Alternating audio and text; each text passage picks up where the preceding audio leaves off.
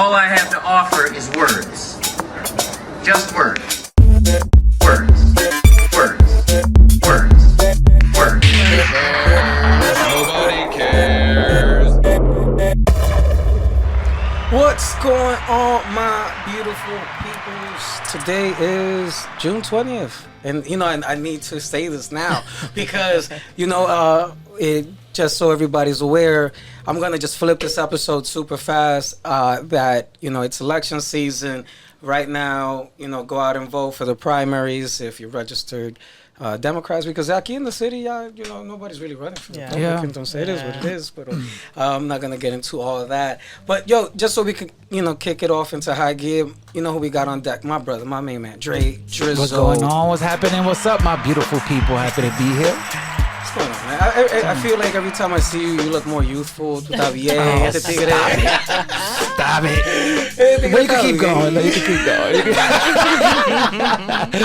Thank you, family. Thank you. Good to see you. Shout out to the Knicks. Oh, yeah. I haven't seen you since, all that good stuff. People winning.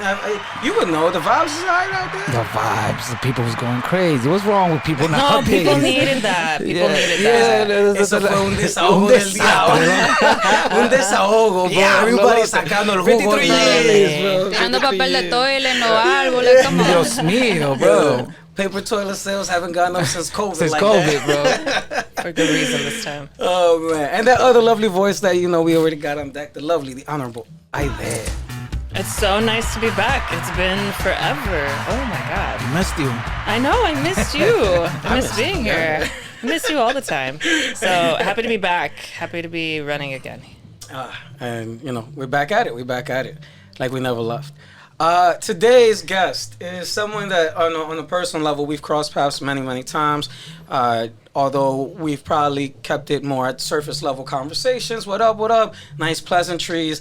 Except for when you walked in, came in mad hot. That's that, Your politician mode was on. Politic mode. And your team was with you too. Whole crew. Entourage. I was even trying to make eye contact. I was just letting her do it. I was just trying to let her go at you, bro. I was in my house shoes too. I thought Dre knocked first. So I was like, oh shit. I was like, I was ready to give a big hug. She was like, chill, back up. In a political mode. Like we need a film coming in, directions a todo lo que da. Cierra la puerta. We got everybody's fine. Shut it down. I was like, no. But who we got on deck? Someone that's been doing something amazing. I mean, overcoming so many challenges, objections, but still fucking rocking a todo lo que da. Who we got on deck today? Nayma Silver-Matos. Welcome. You don't gotta do a sound effects. I got you. But that's how much of a badass she is. She does her own sound effects. I do my own sound effects, bro. I'm just ready. I show up ready. She ready. You might hear that. I'm like, because everybody's on all these other podcasts. I'm like, you're not giving people sound effects. What's going on with you? I think I was doing sound effects at karaoke last night. Oh my God. To other people. No one heard me to karaoke. I'm with it. Today was the last day of early voting, correct? Mañana oficialmente el Día de los Padres. Father's Day tomorrow, yes. Shout out to all the fathers. Yeah. Shout out to all the fathers. I feel like they never get the right amount of love, but it's okay. But you remember because we don't know what to get them. Vamos mejorar las cosas. Yes, sir. That's I guess or let's make things better. Yeah, it took me some time to figure out what the slogan was gonna be because I don't like the generic stuff. So I'm like, what's gonna be real? Like, what's real? What am I really about? And it's that simple. It's about making things better. I can't make promises that I'm gonna do this, and that. What I can do is I can affirm and commit to make things better. And So- there's ways to do that. And just to like even simplify it even a little bit further, you're running for New York Senate District 31. Yes. And for the people like, myself and in the full ignorance and unawareness, ¿qué es lo que estos tigres hacen? Thank you for asking that. What does a New York district, a New York Senate district person do? Because how does it affect my day-to-day life? What they Yes. focus on. What they focus on, we're District 31. What does that mean? We're, I know it's part of my hood, Yes. pero que people only come through when it's voting season. So, Yes. what is the job description? Let me Let's start with that. Yeah, Real yeah, quick, yeah. what is District 31? Oh, that's a good question. So District 31 is Northern Manhattan and Northwest Bronx. So that covers uptown from West 155th Street, and then it goes up towards the Bronx. So it goes 155th in the Heights, and then it goes towards Inwood, then it crosses to Marble Hill, then it keeps going up to Kingsbridge, then it keeps going almost Riverdale until you hit Van Cortlandt Park South. Oh, shit. That's That's big. deep. But there's Wow. more. Wow. There's more. You got to cross over into the other part of the Bronx. You go towards Bailey Avenue. So you got Sedgwick, Jerome, University, okay, Kings, okay. all of This is a that. big Damn, you district. missed me. Aqueduct, No, South Bronx. Heath Avenue, all of that. okay. It's a lot of Oh, that's responsibility. That's a lot. of. Yeah. Damn, so that's a very large big district. demographic. Hell and- yeah. Yes, sir. Okay. Yes, sir. It is a large demographic, and it's also diverse. The majority of the folks in the district are Dominican American. It is a primarily immigrant community, about 60% or more. That's steep. But we do have, a sizable population of our white brothers and sisters, almost a 20% as well, and our African American black brothers and sisters. And then we also have different pockets. We have folks from like Guyana. We have it's a mixed wide. it's a mixed district. To answer your question about what does a senator do? What is the job description? Yes, what is a job description? This is awesome, and let me conceptualize it for everyone so that they can just understand it. What's the simplest way to explain it? This is the way I see it. Okay. The positions are actually pretty much all the same. What they do is just that they cover different territory. Their jurisdiction is different. So, for example, what a city council member does is very similar to an assembly, to a senate, to the Congress. It's just that they just cover different territory. It's either bigger or smaller. So what does the senator do specifically? Senate, we pass laws, right? We propose laws, bills, and they become law. A senator also negotiates the budget in the state of New York. A senator also has the ability to provide funding to different organizations and causes in the district. And something that's super important and a lot of times goes overlooked is that a senator also provides oversight to state agencies. That's one of the things I'm actually really excited about because that's where I feel, not where I feel, but where I have observed that a lot of things fall through the cracks. It comes in the oversight. Right, so there needs to be more oversight of the Department of Mental Health and Hygiene. Right, they're delivering services, but are we looking at where do things fall through the cracks? Like, where is it that families need more support? Where are people getting lost in the system of that? Right. Okay. Also, I always mention, for example, ACS because I feel like there's not enough talk around what is happening with ACS and how our black and brown families are being targeted. Our families are being separated, and there is a lack of cultural competency in a lot of these agencies. And so that's how they end up having such a strong impact on us because I'll give you an example, something that I heard directly from someone that used to work with ACS, right? What is ACS? That's the department that... Child services. Got it. Okay, that's what I thought. I just wanted to make sure. Yes. I knew. So, for example, this is where I say the lack of cultural competency. This department has so much power and so much impact in our families. So I'll give you an example. How does politics impact our everyday lives? I'll give you an example in this topic.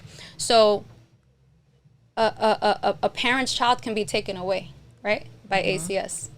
So one example is there was an ACS worker that she was visiting a parent who happened to live in low-income housing and happens to wear a bonnet on their head, right? Just they're covering their hair. And because the mom was patting her head with the bonnet on, the ACS worker determine that there must be some mental health issue because this person is patting their head and they're wearing that outside. Oh, wow. But that's a wild. cultural thing, right? That's it's not a mental health thing. This is just how some people, they're covering their hair, they're protecting their hair, whatever the case is. And so there needs to be more oversight, because then when children are taken away, they're put into a different system, the foster care system, which also needs to be overhauled and also needs even more supervision. So there needs to be more oversight, more accountability in these agencies and these departments, and that's something that I'm ready to do. And What does oversight mean to you? What does that look like? Well, it's what does it look like to me? It's that if we know that certain things are falling through here, then let's go there and let's look at what are the policies around that. Let's look at the data around that, but let's look at what is the real life impact that this is having, and then what are the mechanisms that we can use to make changes there. That's oversight. Or how is this actually impacting people on the ground? There's one thing about theory and what the law is supposed to do, but then how is that law actually impacting families? What is it in practice? So it depends on each department, but that's what it looks like to me. It's really about taking a deep look into it. This is what it looks like, this is what it says, but how is it impacting people on the ground? That's how I view it. When people share those type of approaches, in respect to oversight and like. Sorry, Ron, and you said just overall. So politics impacts healthcare, it impacts education, it impacts transportation, it impacts our taxes, it impacts, when we have family members that are incarcerated, it impacts how we can communicate with them. It impacts everything. So, but the thing is that we know the deep-rooted history of this country that is rooted in quotas. I'm gonna put it really, really, Right. really simply, Yeah. and especially, talking on a micro level regarding something like ACS. And honestly, I had no idea this is what I was gonna take the direction of. But because when I think of ACS, usually the pattern I've seen, it isn't necessarily an betterment of children or their circumstances. It's usually fulfilling quotas, right? And because the people that are in charge of this need to show that they're doing something. They need the data. Yeah, they need the data, They need right? the data points. So, in what world can we live that maybe there's just an entire not an oversight, but just an entire overhaul of the process of the system? Because the data's been there. Right. We know that Right. the reason weed was illegal is because we want to lock people up. Yeah. But now that it's rebranded, things is all Right. good. And Now that they wanted to make money off of it, Yeah, now it's legally, a whole tax different revenues, ballgame. yeah. Well, and there's a lot of people that are going to protect all of their ways of making profit. Yeah, off but of in the same time, quotas. you're right. Yeah, because in the same time, if you think about it, for them to get the kid back is a whole process. Yes, sir. If it's like drug related, they gotta go to a program, and, go through the courts, and all that is just. it And there's sounds- actually a bill right now that has not passed, and it's called the Family Miranda Rights Act. I know I had mentioned this previously, but the idea is very basic. It's that families need to know what their rights are, because it's like you don't have to open the door, Right. Just So, really yeah. basic. And this families have been advocating for this for a while, and it still has not passed. And it's just, and you know what they say, the folks that oppose it, they're like, oh, well, if we pass this, then the people will know what their rights are, and that's going to put the children more at risk. Yeah. Because they're at risk being with their families. And I now- know that in certain situations it is a risk, but let's be serious. In most situations, it's again the lack of cultural competency, Yeah. right? And not only how easy they could open up a case on you, because somebody could call your neighbor. Anyone. Listen, I think that this is happening. Right, and that's an right. open case right then and there. Right. So you got to go through the whole process and all that, right? Like, if I'm not mistaken. It's the thing, yes, and like that's it's just unfortunate in so many levels of where we're being sold the idea that we're helping people, right? But the thing is this: people. So we don't want to educate people, apparently, Right, right? right. Because if we educate them, then they know how to fucking navigate scheme, around the whole the scheme system. is messed up. Then you can't make money off of Yeah, it. you can't The make whole money. scheme is fucked up. So because motherfuckers know how to read, then you know, right. no point. Right. No Damn it, point. they're gonna exercise their Miranda rights. You know, exactly. Right. But it's so that now we're talking on that level. But now how it's just mind blowing even on that simple approach. But you know what I've realized in civic engagement and all that kind of stuff is that people's bandwidths are too thin. Yeah. You know, so you got people that are just trying to make ends meet by Yes. working 2 to 3 jobs a lot of times. Yes. They either lack the education, not because they don't want to learn, but because Life. the resources, things happen. Yes. You know, so They're in survival mode. so if we're in constant survival mode, how can people evolve from those situations? Because even, you know, culture aside, I was visiting a school in our neighborhood recently. Many kids don't even have English is not even their primary language. You know, so how can we as a populace, as a community, grow from a lot of these constant challenges that are being thrown at us? So, and I asked this from An organizer perspective. an organizer perspective, but also then like, when a politician, you know, I'm not saying you, but you know, it's when people come and they talk about change and they talk about this and this and that, or a thing, and they say, the other thing, we need to organize. People don't even have the fucking time to organize. And if you don't even have that limited ability of being educated, Yes. speaking the language, and having the bandwidth to even get organized, what would you suggest that people can do to say, hey, our representatives are indeed having our back? Because they also are, they seem to only be backing the people that are financing them, right? So what you know, how can we navigate around this in your opinion? Yeah. And how does law and politics, it could potentially help us? Because a lot of the law and politics seem to be working against us. It's a very loaded question. My bad. No, it's Jesus all good. Christ. I We're got keeping it. things casual. My bad. Yeah, my bad. I It's fucked okay. up. It's just words. It's just words. Just words. You got the memo. You got the memo. Yeah, por fin. It's okay. Nobody cares. Yes, we did it. So you know what? I love the question. That was a great loaded question, and I love that you presented it from the organizer's perspective because. Ron. Yo, it's been a long road, man. Oh yeah. Like I would love to show you just the receipts. Let me explain. I feel so blessed to be here right now because you get it. And it's important for the people that get it to just come together and get it together. Right? Yes. And what I mean by that is like I've been doing my thing on my own, right?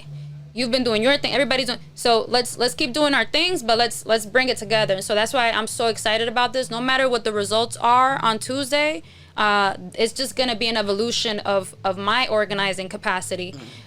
Because for me, politics is not. There's no ego here. This is not about ego. This is not about I need something for my internal satisfaction. Believe it or not. I'm just a different breed. For me, politics is a calling. For me, this is part of my life purpose. This is what I was made for. This is what I understand that I was made for. So my paradigm is very different. I approach politics from a more spiritual perspective and more about fulfilling my life mission and what I was made for. And when I say that it's not from an ego perspective, it's just we're all blessed with different gifts and different talents. And I'll tell you that it is now that I am... how do I explain it? Despite myself accepting that leadership is something that I have been called towards. Because the thing is, I'm very real with myself. I'm very real with people. I'm very real with myself. So I know I'm not perfect. I have a very strong temperament. I have very low tolerance for... Can I? Okay, there you go. Do you have a button? You can say boom. I have a very low tolerance for that, right? And usually, when it comes to politics and all this and that, there's a certain cookie cutter expectation. I don't meet that cookie cutter expectation because I will speak truth to power. I'm gonna say what needs to be said, right? But with that said, so to give you context, backtrack and answer the question. So I've been organizing for over a decade here, right? So And you can look at the receipts, right? I've organized programming around slavery still being legal in the Constitution. Check that. That was back in 2021, right? Topics around mental health, around literacy, around the foster care system and how it needs to be revamped and what are the things that we need to do there. So the topics that people don't really talk about, I've been working and building around them, trying to create consciousness and educating our people around it, or educating people around it.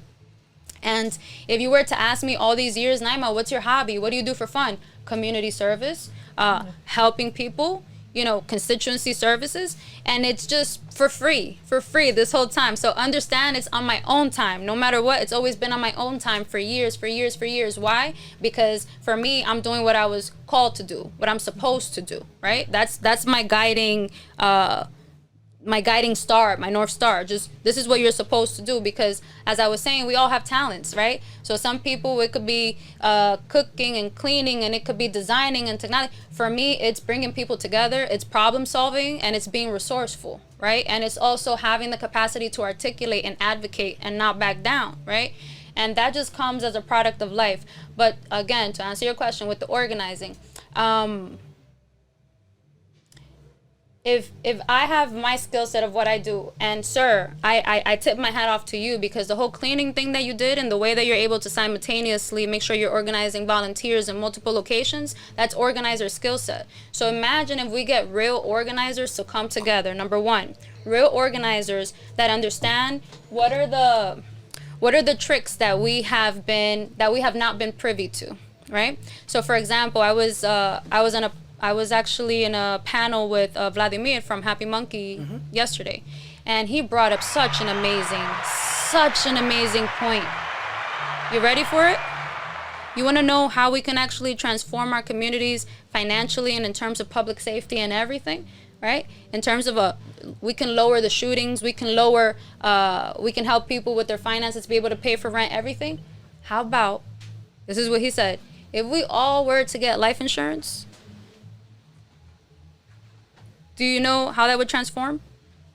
People aren't even documented. Can they get life insurance? That's a good question. So if we all were to get life insurance, guess what? They wouldn't want us killing each other, because they would have to be doing too many payouts. They'd be like, hey, paren espérense, estamos perdiendo dinero. And then that's only one layer of it. That makes sense. The second layer of it is that the wealthy know how to leverage health insurance for financial gain. That's how you can come together, a couple hundred of us with insurance. We could buy a building. What? We don't even have to worry about HPD or this or that. We do it ourselves. That's revolutionary to me. I was like, Vladimir, sir. And then I think a lot of people get scared with life insurance, because I asked our grandma one time, like, or somebody older in our family, like, yo, do you got life insurance? And they see it like a death sentence. Yeah, it's morbid. No one in my family has so it. even that information is really, really important, because you could do a lot with life. So we got to sell. What I'm learning from this is we got to culturally sell life insurance to each other. So, mamá, no es seguro. Nomás preocupado. No, but you also got to do it in a way to where they're not going to jack up the cost. Immediately. Once we start doing it, immediately. Yeah, for sure. They'll change the laws. They would price brown and black people want to get insurance. They would price us out. 100%. You won't see the general on TV for us. So we got to start a life insurance company, an insurance company. There you go. That's how we need to think. Yes. So you got to be the owners of that. So what you're telling me is we need to start a bank? Yes. to then give money to have life insurance. Oh, you think I'm joking? I'm so serious. That's my mindset, sir. And so, my mindset is very long term. That's exactly where we need to go, especially with the economy shifting to a digital economy. The ones that are going to be dominating Bitcoin and all of this, if you're following that part, is the big institutions of right now. They want to be the big institutions of the new economy. When are we gonna break these chains for real? For real, this is the opportunity that we have right now. You're saying it like a joke. We definitely need to start our own banks. This is not a joke. Oh no, this is not a joke for us. Oh no, we want to be owners of everything we touch. Because that digital currency is scary, because when they got control of that, they could freeze your bank accounts and all that. They could do all that. So that's why we need to own a bank. Yeah, you're right. So that we can establish the policies of But don't we got Banco Popular? I don't even know who owns that shit. I don't even know who owns that Probably shit either. Españoles. I don't even know who owns that shit. European yes. This guy. Santander. Just because it's in Spanish don't mean it's owned by us. They don't have our interests at heart. They're in bed with the U.S. I think I already banks. see one of them. They won't 5-6. They're still there. Yo, bro, now they just like love open it. just shit right here. Oh, they got one too? first. Yeah, Okay. Hey, my gente, they gotta get in. They gotta get in while the rest still low. Yeah. So to Yeah. speak to what you're sharing, Yes. yes, we do have to come together and build together. The challenge I've been seeing is that that's not happening because people cannot get on the same page within our community. Well, right now it's very difficult, and it's not just in our community, but the times that we're living in, it's very difficult to hold conversations when folks have different perspectives. Folks don't know how to have a challenge regulating their emotions, number one, or don't know how to regulate their emotions, number one.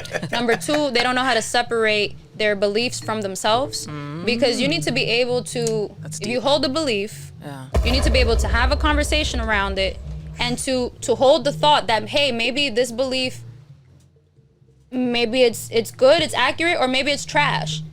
But just because the belief is trash doesn't mean you're trash. You need to be able to separate your beliefs in a way from, just to have the conversation. It doesn't mean you're gonna let go of your values, but just to have the conversation, you need to have the capacity to just hold that, so you can hear them, you can analyze. Okay, does this make sense? Okay, is that okay? All right, so maybe we can meet halfway in terms of our understanding. Maybe I won't believe what you believe, but at least I can understand why you believe what you believe. And If we can respect get it. to that, yeah. Respect other people's beliefs. You know? But this goes back to what I was sharing in respect Sorry, to... and the ego. Yeah, no, there's no, too no. much ego. That also Forget about that. That's the biggest problem right there. Que no, coño! That is the biggest problem right there. Oh my gosh. There's a lot of ego. And the thing is, the ego is what gets the most attention. Oh, immediately. Yeah. On And- social media, at least. So absolutely. people feed into that ego machine because they want that But dopamine we get hit. together, you know what I'm saying? We get together. We do parades. We do a Oh, bunch no, of it can stuff. For a good time, yeah. For a good time, we sure. get together. Yeah. You For know the what I'm Knicks, saying? But yeah. For the next year. Yeah, but I don't understand the obstacles of when we know a lot of our people is messed up and a lot of our neighborhoods is messed up, why we can get together for that type of reason. I don't, that doesn't. Because it's not just one thing. Ron was talking about it earlier. It's a mix of things all at the same time. And oh my gosh, people, let me just say it. Oh my gosh. It really all connects back to the Willie Lynch letters.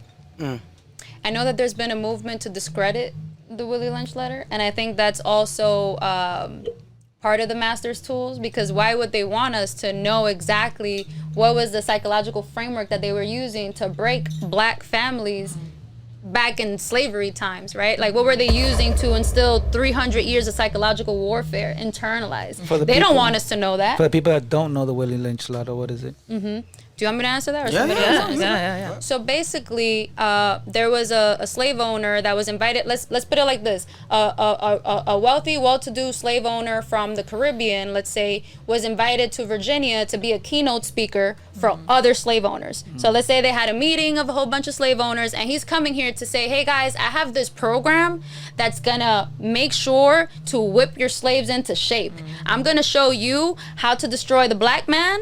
I'm going to show," and they call it Negro back then, right? So I'm going to show you how to destroy the Negro man. I'm going to show you how to destroy the Negro woman, and I'm going to show you how to destroy the child. Wow. And then I'm going to show you how to do it. I'm going to show you how to do it physically, psychologically, emotionally, financially, in every single way. I'm going to. They literally say it in the letter. We have gotten to the point where we have destroyed every pathway of light into someone's soul, into someone's being. We have found a way to kill the light. Wow. And so they're literally telling you, and it's funny because in the Willie Lynch letters, it tells you that you have to destroy the image of a strong black man in front of the woman, so that the woman can then enter a state of psychological panic and independence where she's not relying on her black man. Because of what happened to him, she doesn't feel safe. So now she's going to raise her son a certain way that breaks the son psychologically, so that the man is not strong. And then the woman, it's about reversing roles. So what a woman is supposed to be, then the man acts that way. And then what the man is supposed to be, the woman acts that way. They also talk about, this is the key one. You must create division within the slaves.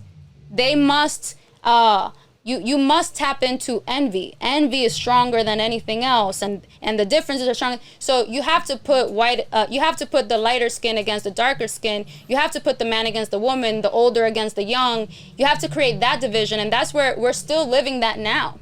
Because we still have the crabs in the barrel mentality. But guess what? In the Willie Lynch letters, it says that if this program is executed correctly, if we're able to break these people correctly, then it's going to work for 300 to 400 years. It initiates a psychological cycle of internalized oppression for 400 years, and only a very special phenomenon can end that. It's in the letters. Damn. Do you understand? Like everything we're living through now, it goes back there. Where the fuck is this phenomenon? Listen. Some serious shit you just you know what you're touching upon, right? And how so there's a lot of challenges from all different angles. Wait, sorry, and to connect it to present day, right? What's happened to the black family? No. The family unit has been destroyed, but it's been on purpose, right? What have they done to black men? They started the war on drugs. Then, first of all, they flooded the hood with drugs in order to fund the Iran-Contra affair. They're like, oh, this is good money. Let's keep flooding the hood with drugs. Right now, we're entering a new zone. My people, pay attention. This whole fentanyl thing and all of that, this is not random. This is by design. This is a new war on drugs. They just haven't called it that. Just like crack. And so let me just ask this, right? Because we're and I'm gonna try to simplify this question out loud as I'm thinking about it. We are, we discussed like, all right, the possibilities of maybe even opening banks and all those kind of things.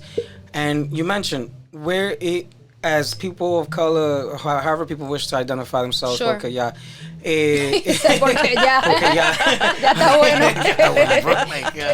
I'm not going to get into all that, no, porque it's a whole nother thing. Be who you want to be. Be who you want to be. But we're outside of the challenges that we're overcoming, many of us are in different places, right? So as I mentioned, you have people that don't even speak the primary language of this country. Then you'll have people that are not financially secure, and then you do have people that have been here, whatever you wish to call them, heritage, legacy, for however long, and they're in probably a better space. And because you mentioned the scarcity mentality that we do face, then they also reserve themselves. So we already have these separations amongst each other. What could be a driving, growing force behind it that people can introduce self-reliance among each other rather than constantly trying to go out into these, whether it's a government sector or private sectors, working for a corporation, or in the other extreme, asking for help and being broke, right? Because that's how I have yet to see the formula where middle class of brown and black people can thrive and grow and have that even as a stepping stone. And given that you're big into history and is there a pattern you've seen before, you've experienced, that could potentially share that insight, not only of awareness, but also be a blueprint? Because what is the blueprint that we can reference that can be independent to us and help us grow? If there is one. I don't know. These fucking loaded questions. I was trying to. Just keeping it casual. Just keeping it casual. My bad. Ya no digo nada. I love it. You know what it is? It's that, where that comes from? You know why you're asking loaded questions? Is because this is a real conversation. Yeah, I am running for New York State Senate. Okay, wonderful. But after Tuesday, I'm still going to be here. I'm still going to be organized. We're still going to be organizing. And I think that there's a genuine heart behind it. And that's why you're asking. The questions are loaded because there's so much, right, that we want to get into. Well, first of all, I don't have an answer for that. Okay. Thank you. I would have to think the answer through. For telling the truth. Honestly. It's something I would have to think through with you. Because it's layered. We do have pockets. We do have areas where we have sectors that are thriving. We are thriving in certain sectors, right? We have people that have obtained their definition of the American dream, right? Wonderful.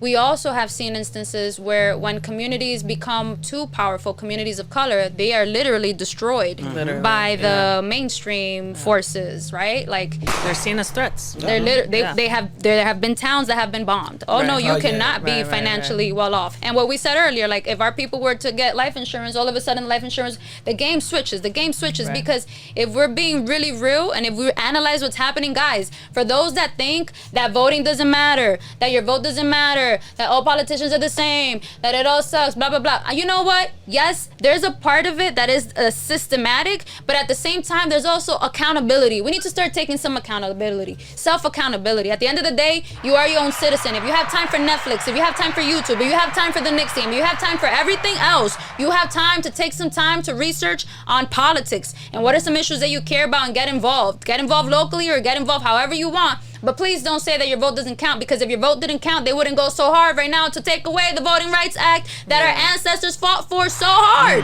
just to be able to vote. If it didn't matter, they wouldn't try to take it away from us.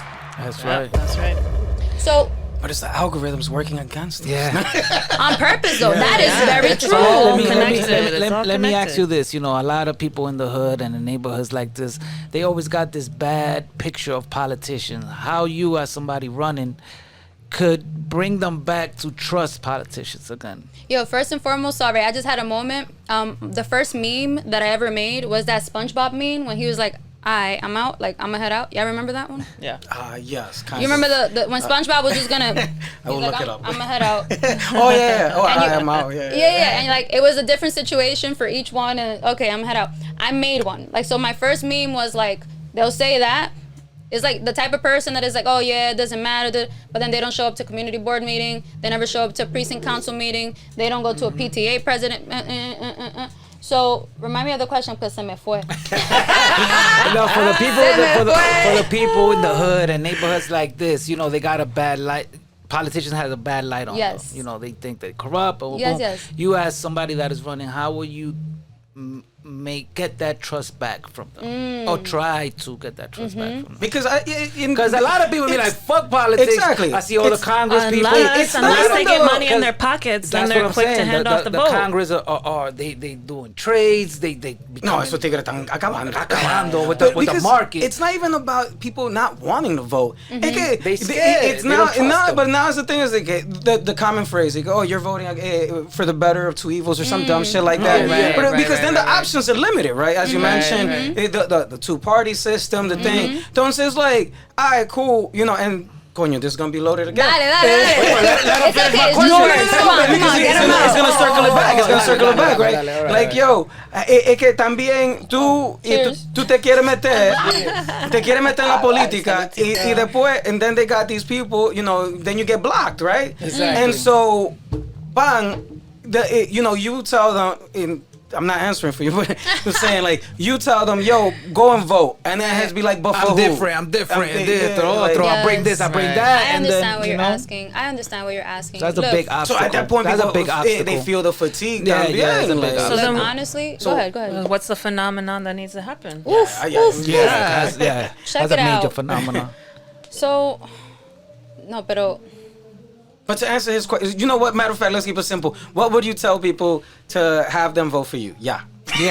People that got distrust on politics. Because this shit is too deep, bro. This shit is too deep. Yeah, it is deep. Let me tackle it though, because first of all, we gotta acknowledge it's true. We could say like vamos a decir 95% para no decir 98%. It's true. 95% of folks in politics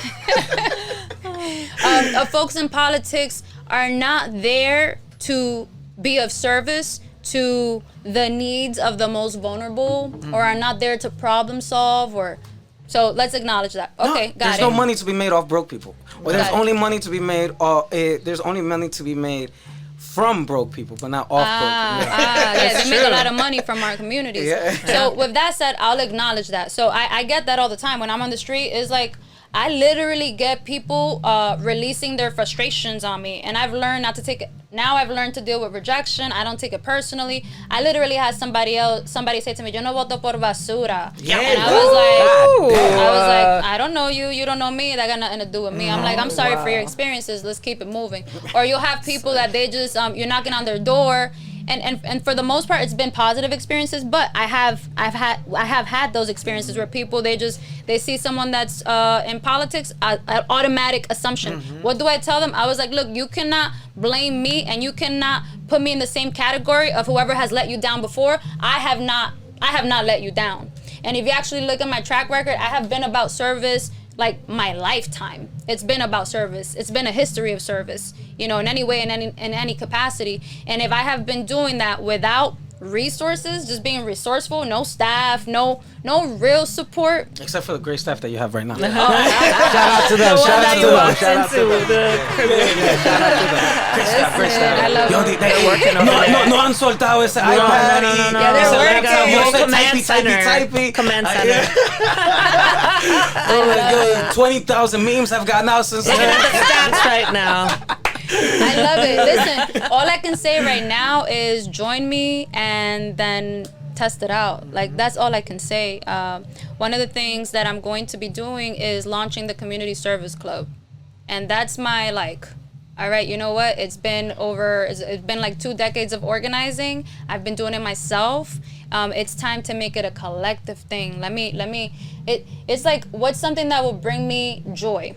What will bring me joy is to create spaces for people to come together in a way that's consistent and that works with their schedule, and let's make things better. So if you're a parent and you want to do community service with your child, we're going to have activities for parents to do community service. If you're a retiree and you want to give back time, we're going to have opportunities. If all you have is, you can either do it on a weekly basis, on a monthly basis, on a quarterly basis, on a yearly basis, or only on special events. You choose what is the level of commitment that you want to bring into the Community Service Club, but we're here to just solve things. We're here to make things better. We're here to help over here, to help over there, make it consistently. And that's like, como dice, mi granito de arena, para ver cómo yo puedo contribuir what we're talking about. Because the way I see it, guys, like the way my mind works is, in order for me to even get on the ballot, right, you have to get a minimum of 1,000, which really means you need to get like 2,000, 3,000 signatures. In order for you to get 3,000 signatures, you need to talk to at least 5,000, 6,000 people, because not everybody's signing it, not everybody is eligible, right? So you have to find the people. So if I'm talking to 6,000, 10,000 people, I'm gonna see 6,000 people just to... In what time span? In a time span of like a month. Oh Yeah, my wow. God. Yeah. That's more than 1,000 people a week. Yeah, I'm you already have tired. to. Yeah, This is and the draining. way we did it, we went door knocking. The majority of the time, we did it door knocking. That's why we were so adamant when they tried to take us off the ballot. That's why we're like, no. We didn't bullshit on this. We went door knocking. It's not our fault if some people said they're registered as Democrats and it turns out they're not even registered to vote. They got excited. They wanted to vote. They wanted to support, right? So with that said, my thing is, if I can do that, then if it takes only 3,000 accounts to start a bank, you're telling me I can't find 3,000 so we can start a bank? But I can't do it by myself. I need the people that are going to be committed to the vision. You know what I mean? That it's a collective vision. It's not Nayma's bank. It's our bank. And that we're actually committed to a cooperative, como una cooperativa. You understand what I'm saying? Like, that's my approach. So my thing is, what would I say to people is, look, I'm Nayma Silver-Matos. I am a product of this community. I come from the bottom and I will never forget it, because I carry it on me. I'm still carrying so many and so much. I'm never letting go, because esto está aquí. Okay? And all I want to do is help people understand what our collective power is, what our personal power is, and let's do some things that will make things better, but particularly for the people that are suffering the most. And when I'm saying that, I'm thinking about that topic, that hot topic, because people get it confused. But lo voy a dejar ahí. But the reality is this, though. We're currently going through a very big transition in our neighborhood, and the people that you're looking out for are the very people that many in the establishment are trying to get rid of. And so, you know, can I keep it real? I'm just gonna bring it to this, right? Because let's talk about it. So there was a video released on Dykeman Diary, right? It was like my campaign video, one of my campaign videos, and one of the topics that I was talking about was the opioid site OnPoint, right? The harm reduction site. Harm reduction site, right? A safe site.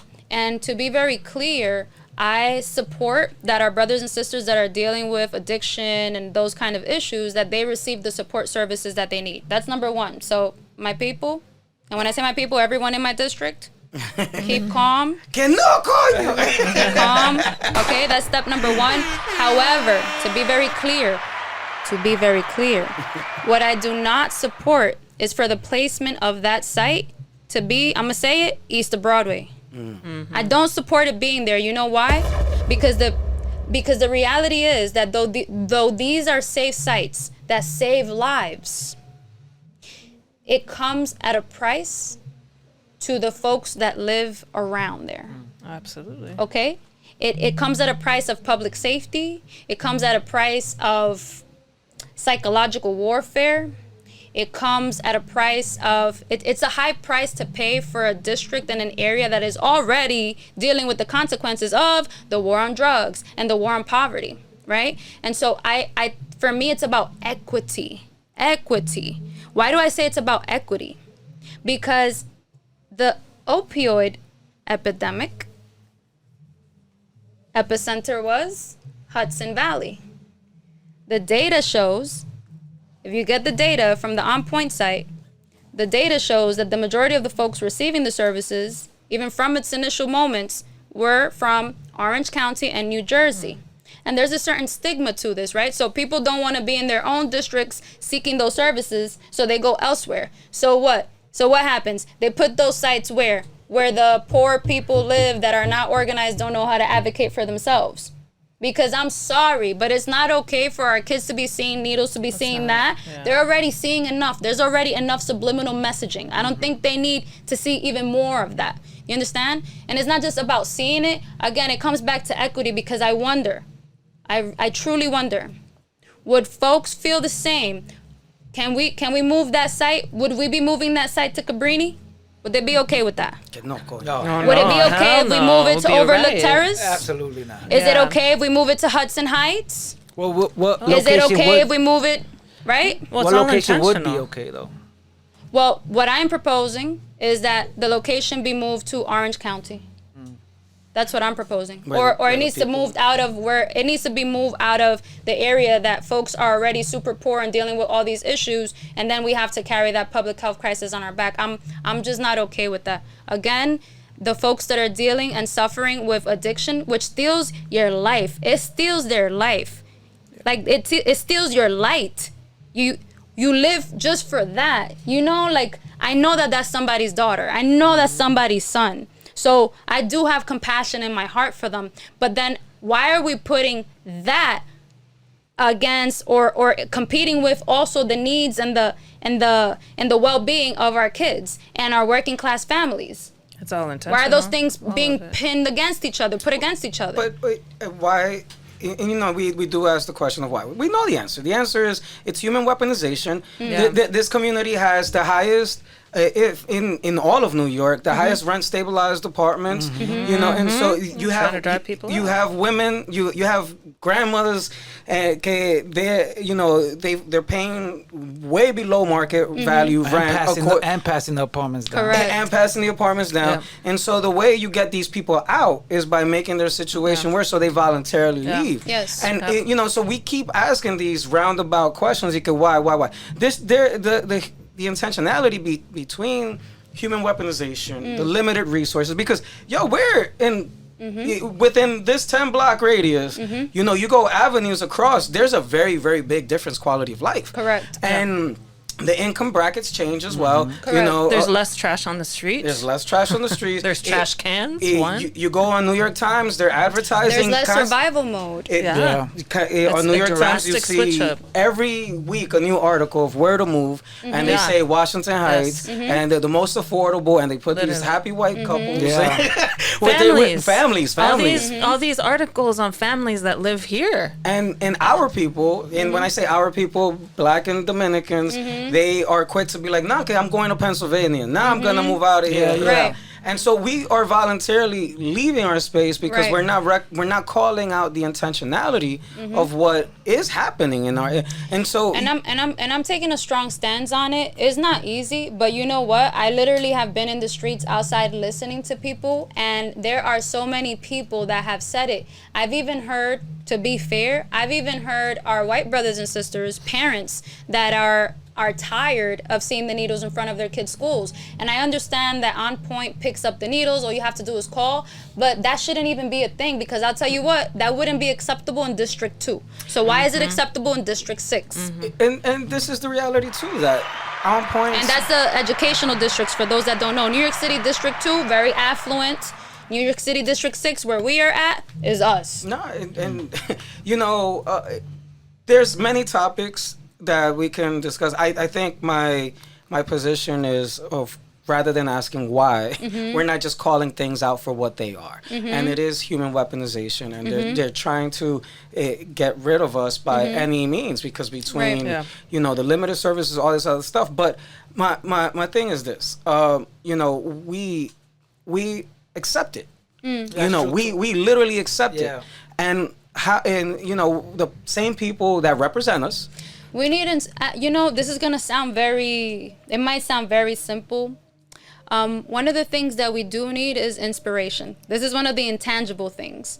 I think people, especially working class, with all of the issues that we have said, there needs to be inspiration. People need to be inspired to believe again and to know what are their rights. What can I do? Because I'll tell you what, folks in Chinatown, they organized to make sure that they weren't putting. There was already a saturation of shelters. And folks down there, they organized, boom. They said no, they didn't bring them in. The city couldn't put it in. The state couldn't put it in. You understand? So it's about really teaching the people, working class families that live here, how do we organize? How do we advocate for ourselves? That we are not okay with this. We are not okay with that. That's one of the things that I would like to do, right? So to be very clear, I would be a senator for all. I'm going to be... I think the beautiful thing is I have love for all of us. I have love for our white brothers and sisters, our black brothers and sisters, Native American, everybody. It's a true love because it goes with my paradigm. If I believe in God, not the God of whatever it is that, you know, powers that be. Yeah, I'm talking about that essence of love, that essence of understanding, that essence, where they say from the Christian perspective, the fruits of the spirit. Right? You have to, it's like Malcolm X said, you haven't believed, a person has not believed fully or has not believed truly if they don't wish for their brothers what they wish for themselves. But then there's another question there. What do we wish for ourselves? Because sometimes people don't even, for themselves, they don't even know how to wish positively. But that's a whole nother one. We can do that in another podcast. Love doesn't make money. I don't know, Ron, my love, if you're ready to share about your experience of working in this neighborhood to share with people in our neighborhood to better our neighborhood, and being a very active and a leader in that movement, and the obstacles that you came across, even just working with the local politicians here, like working so closely with them. It was very disheartening to see, and to see you experience that, and just seeing like the intention was there to do everything of bringing us together, of bettering our neighborhood, and the roadblocks were fucking massive. There's you know, systemically, it's designed for even the bandwidths of representatives, and I was going to mention the bandwidth of even something like OnPoint. You know, these people operate from 9 to 5. I don't know too many people that operate. You know, the users have different hours. Yeah, you know, people have different hours, different schedules. But with our local representatives currently in office that I try to work with hand in hand, you know, they're always, the priorities are campaign funding, so making money to fund campaigns. And also, I'm not going to ask you directly, like, where does all the money go? Because then it's like, the people making money are just the media agencies and whoever's printing flyers. Porque coño. Yo no me explico. People are, so we're cool with raising $1 million to get people in office, but then cuando I wish. I don't have that kind of. Not yet. Not yet. Pero when it comes to getting like laptops in school or some whatever outdated shit, it's mission impossible. But my point being that even working with local politicians and someone with the bandwidth, you have the bandwidth. Yo, I gave them not only the time, the energy, the awareness of how to put it. Yo, you put your organizing skills and your gifts that you had into practice to help. Okay. The priorities are always, we need to go campaigning. We got to go get funding. We got it's always within that 3-month bandwidth of they could trying to ask for results. Okay. Then people got to go on vacation. So the cycle was the beginning of the year. We're gonna spend it in City Hall, work on budget, and then the summer. We got a campaign, and then the fall. We got to focus on back to school, and then the holidays either Puede Nuevo, the same shit. Just like when. And so every time the cycle, it never breaks from that, because even as community leaders and representatives, they're also worried that somebody else is going to come and take the job. Like you pull up and all of a sudden you take the person that's been in office for quite some time, you take their job. Now that dude isn't doing anything. Yeah. You know what I'm saying? He ain't, because he's working on trying to campaign and shit. And so it's like, at what point can people that have been in office for 10 years, what are the metrics that we can hold them to a result, some sort of tangibility? And because if you're, whatever the results are, let me backtrack, my bad, yo. Dale. How do you see yourself moving after this election season? You're still gonna keep going, but how do you see yourself making it a tangible impact, not change, just an impact? Yes. And first of all, I didn't know you had that experience, but okay, got it. And you don't have to answer right now. We can circle back however you want, but. No, I'm thinking about it. It's a lot. It's a lot because I've been through my fair share of heartbreak in this space. And it's not even the heart, it's the spirit. Yes. And I just don't want these to start coming down, because it's a lot, especially when you're doing things and you want to help. You really want to help, So what can I say to that? The neighbor's music is not helping, by the way. Lo dejaron plantado. El tigre se deprimió. Que no lo quieren, coño. You don't understand. It's actually not helping because I love bachata. So my mind right now, I'm focusing on what you're telling me, but that bachata plays. I'm over here. No, but. Ask me the question again.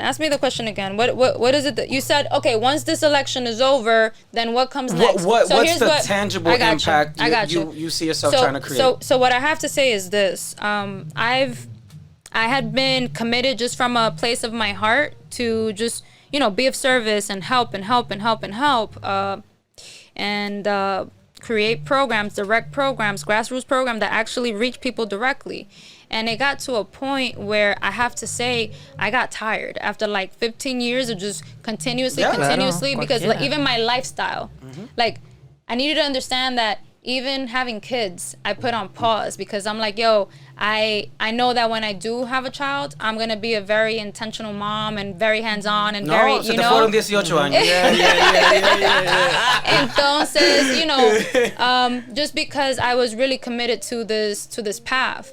And then, many times I've tried to walk away and it's like, it does not let me. I keep getting called back into it. Even to do this, to run for Senate, I was going to step away from the path, and it's like, nope, you're not allowed to. It's like, I didn't choose this. It's like how Tupac says, no, I didn't choose this. This has chosen me. I'm not allowed to walk away from this. I'm not allowed to walk away from the community. I'm not allowed to walk away from us. I'm just not allowed to. Okay, that's just, I can't explain it right now. We'll have to have another conversation, right? Because I've tried. So with that said, so what happens after Election Day?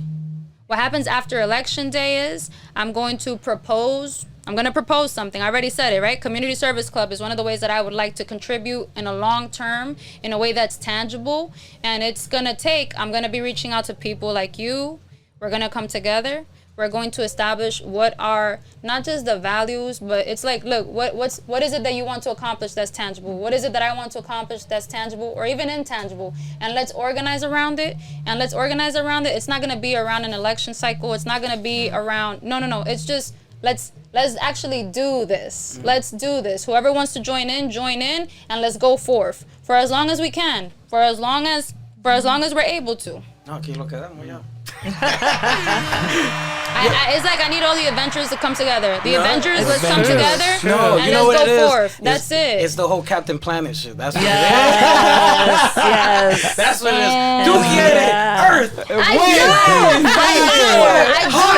do. Yes. By our powers combined. That's what I honestly, I think that's really what it is. And you gotta brand it like that. Yeah. And maybe that will inspire people. We gotta and make our own that Captain will Planet. convince people. Did they make a movie off that? No, right? No, they did G-Man. Yo, they got a new comic book. My man Something got a else, beard and all that. I wanna be very purposeful about it. But something else is, all right. So I put a light under that conversation of the safe site. So what's next? We need to have town halls on it.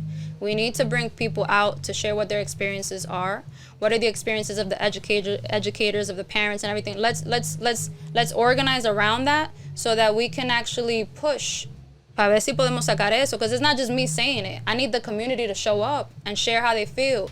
But I need the community that actually lives here to show up and share how they feel, because very easily folks will flood from outside, special interests will flood from outside because, they feel a certain way and they have certain experiences, understood. But there's people living it here, living it on the ground. So the things that I care about and that I'm passionate about, because the community has shown me that that's what they want, I'm going to work on that. I'm going to work on it with the support of others, because this is also something I do on a volunteer basis. Like, I'm not getting paid. You run me, at least in this race and in any race, I don't get paid for this. We don't get money from this.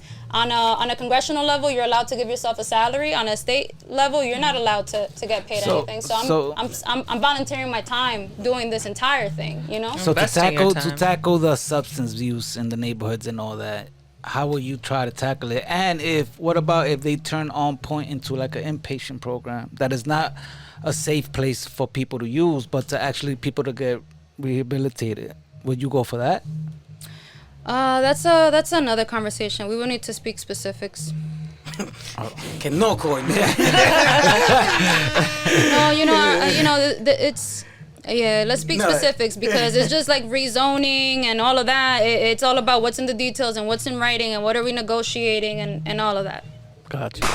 It's a lot. But in terms of your question was way more loaded. No, because if I'm saying if it's a safe site for people to use, I'm just saying like. But why does it have to be? Why does it have to be in Washington Heights? In the poor part, why does it have to be there? Because they got to get rid of the poor. Why does it have to be there? No, I get where you're coming from, but what are we doing anyway for the substance one of the situation things that anyway? Yeah, one of the things that we definitely need to do is we need to have. I don't know how people feel about this, but it's something that we need. We need to have more education around drug use and drug abuse and the consequences of it in our schools.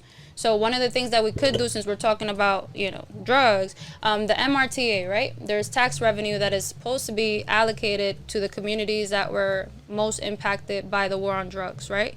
And so that money can go towards funding educational programs in schools so that our kids can understand, okay, what is not just the impact of the drugs, what are these drugs, but what can be the real life consequences? Because you guys know Vicose, that song Quieren. You remember that? Yeah. Vicose. Yeah. I always say Vicose. I know it's Vicose. Yeah.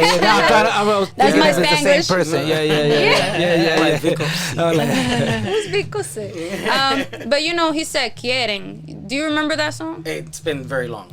So if you got a bar, drop the bar. It's a reggaeton song where he's basically quieren que les hable de lo bueno que es el sexo y la droga y los placeres. So basically, they want me, the industry wants me to talk about how good and what are the pleasures of sex and drugs and things like that, but they don't want me to talk about the consequences that then lead to destruction. They only want me to focus on the glamour part. They don't want to talk about the destruction part. And so for our kids, they need to see a little bit more and understand a little bit more the destruction part. And I'm not talking about the show like Scared Straight. I'm not talking about that. It's like you can see it in the street, guys. Do you see that? Do you see what's happening? This is not to vilify that person that's going through that problem. It's that you need to start thinking differently. You don't want to end up there. You need to start thinking differently about your decisions and what are the consequences. Because what's happening right now is that our kids are flooded from every single area, from every single angle, whether it's technology or their subconscious programming at all levels, you know?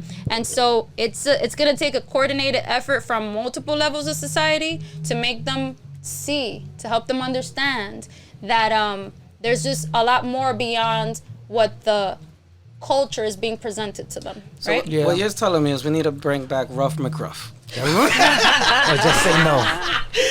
Just say no. I mean, those this is programs your have brain. disappeared. Yo, this is your brain on drugs. The dude with the fucking egg. Remember that shit? But all jokes aside, like those programs have disappeared completely. Because there's no PSAs anymore for any of that shit. Because I work for an outpatient drug program in the heart of Chinatown, in the real heart of Chinatown, and that's what I was curious of. Like, we are outpatient and inpatient. I think that we need different programs, right? That's what I was going because at, a lot of our kids are dealing with, some people don't want to admit. You know what it is? It's not necessarily an addiction to marijuana. It's more of like a dependency on it. And there's this thing that we're not talking about. We come from a long history of trauma. And so there's a lot of stuff there emotionally that our kids haven't even unpacked. They don't even know what unpacking emotions is. And then on top of that, you throw a substance that impacts the way that your mind perceives and thinks and all of that, right? So we need different types of programs here, you know? And what about more detox? Like, we need detox. That's like, what I'm saying, when they're trying to let it go. This is not just to continue it. Because then that becomes a whole nother sale. This is about sale of drugs. I'm talking about, what about detox? What about breaking chains for real? That's what I was talking about, like switching up the whole safe using to like a detox or actual rehab that could probably be worked out, whatever. But it's hard because we still got obstacles. They still come, the kids still come outside. They see the hustlers on the block, the hustlers, you know what I'm saying? So it's a lot of obstacles. It's a lot of obstacles. Yo, once you use the word unpacking trauma, people already don't want to hear that shit.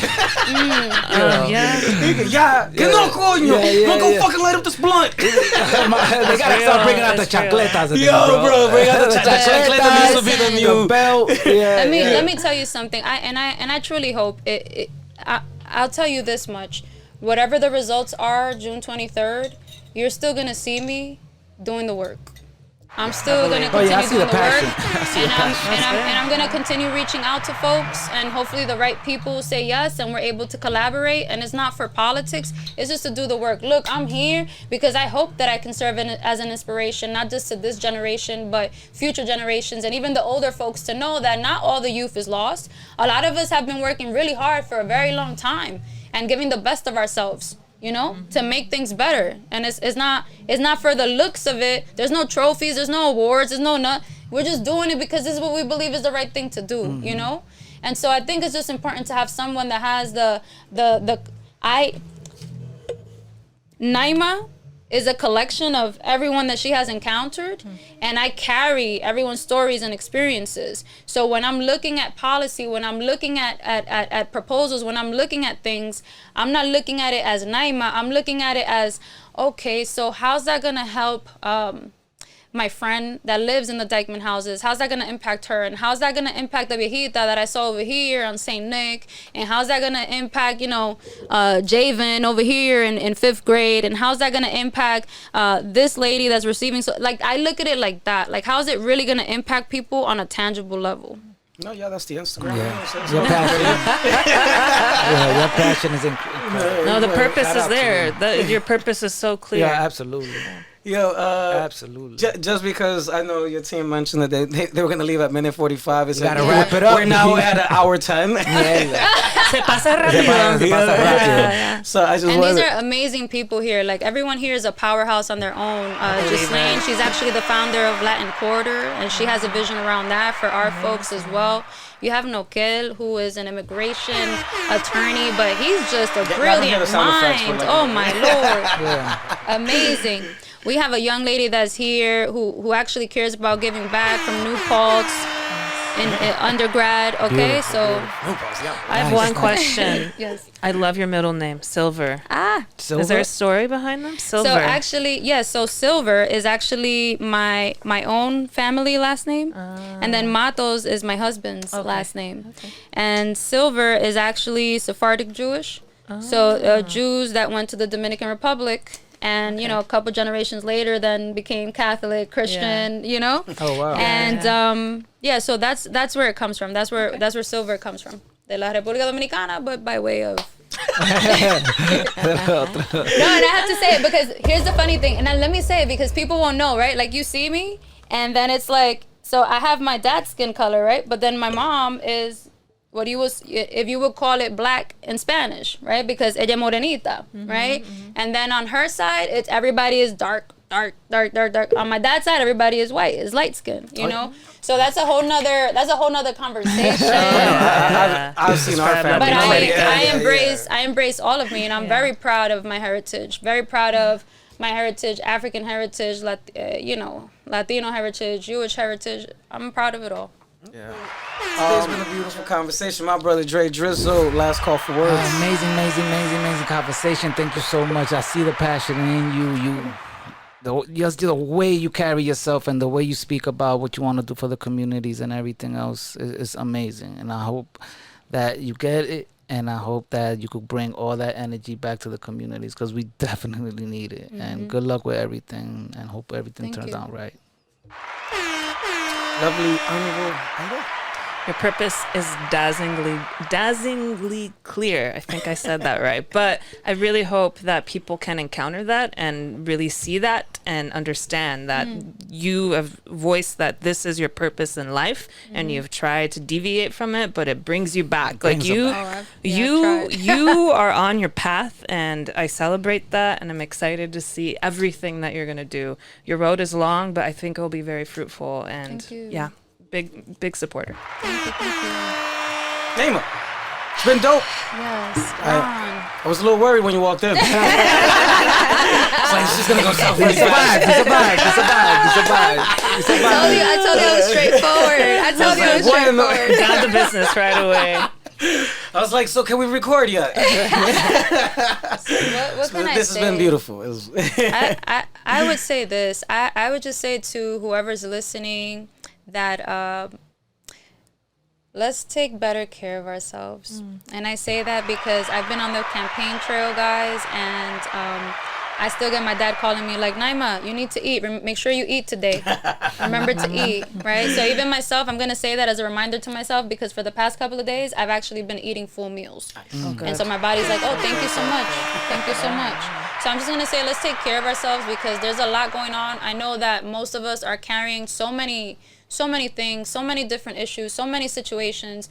So just take the moment to make sure you eat well, make sure you take some time to rest well, take some time. You know what? Here are my last words: gratitude.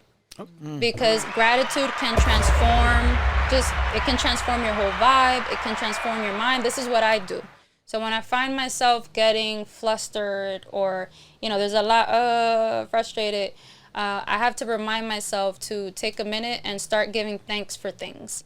Because as things are happening, it's easy for us to take things for granted. So it's almost like, Nayma, what can you give thanks for? Okay, el agua caliente. Okay, there's food. Okay, I have a roof over my head. Okay, I have people that love me. Okay, I'm fully able-bodied.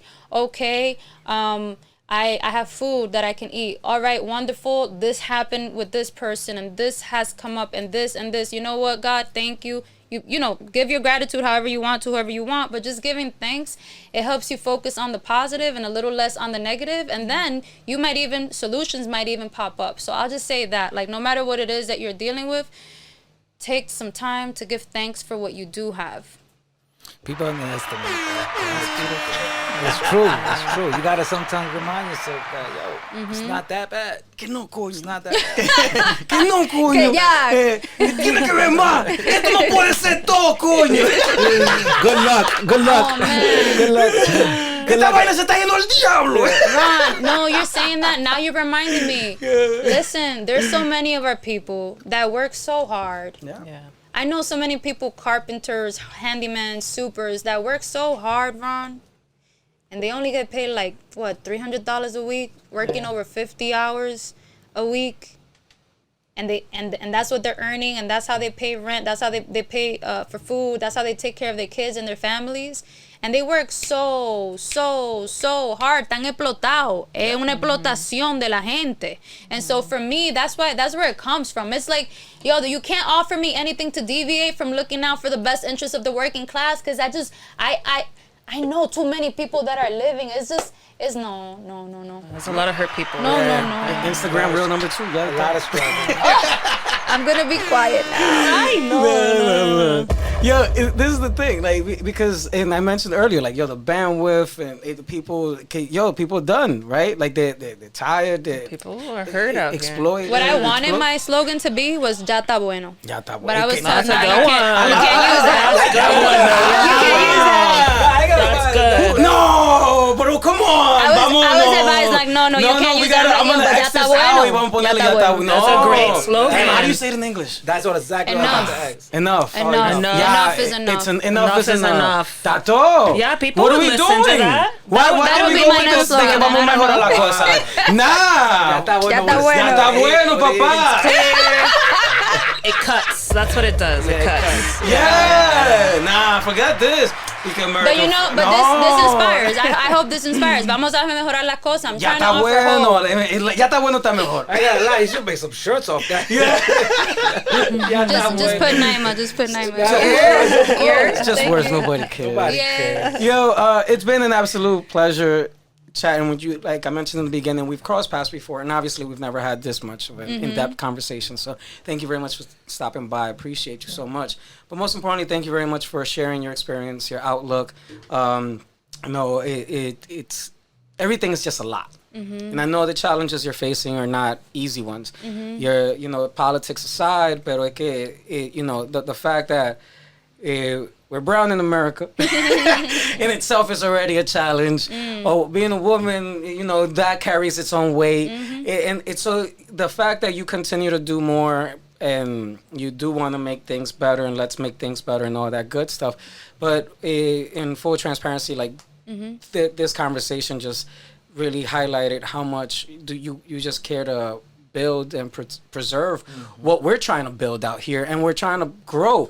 But trying to grow when we're fighting against so many things that are not only trying to undercut us, kill us, get rid of us, and lock us up. It's the reality too that you reminded me that we're not highlighting enough, or we don't even among the noise, we're not highlighting enough of the people that are out here doing the work. So thank you so much for allowing the space, giving the grace, and thank you. So, but go ahead. You wanted to say something. So Ron, can this be just like I don't know if we're done recording, but can this be just like a bonus, what I'm about to share with you right Whatever now? you want. It's your episode. I just realized I have a song. Oh, yeah. We want to hear It's it. on Spotify. Oh, okay. Hell Wait, yeah. are you sing? Then you have a whole other... And it connects to this. You have Wait, an you sing artistry. Right? Well, I really am an artist at heart, and you have to hear the song. Can you hear it? Can you play it? Because it connects to the conversation. I can't. I'm going to play it in the sound system. Okay. So we'll wrap up the episode, and Yes. I'll just I'll record that part. we're Okay, playing. So Hold that- on, but are you singing the song? Yeah, it's Oh, my really? song. I wrote it. Yes. Oh shit! That's amazing. I want you to hear Full of it. surprise. No, I want you to hear it because literally I just remembered as you were talking. I'm like, wait, I have a song, and it connects to everything we have Oh, just wow. spoken We got to about. put it on. Wait, how long you been singing? Nigga said, yo, this is a whole nother Yeah, this is a episode. whole nother episode. You gotta come back. You gotta come back. Hold on. Do you perform Oh wait, live? and my husband. Well, si él lo quiere decir, but he's También. also an artist too. Okay, No, what no, kind no, of I art? both gotta come back next time. He's a lawyer and an artist. So What No, man, kind of art do you tell me do? I got a bachata. Bachata? actually, Rap. Rap. Okay. I was Wait, you rap? Oh no, y'all coming back. Yeah. After an the run, attorney y'all now. coming back. No. After the voting polls close, y'all have to come back. Yeah, Dre Drizzle. Nice. Lovely honorable boy there. Thank you so Nayma, much. Thank you so much. Thank you so much It was for a rocking. pleasure. This has been an absolute blast. And right now we're gonna just listen to your tunes. Yeah. Can't wait. Can't wait. All right, man. I appreciate y'all. Y'all have a wonderful day. Thank you. Oh yeah, and go out and vote. Oh shit about voting. Congratulations, that was awesome.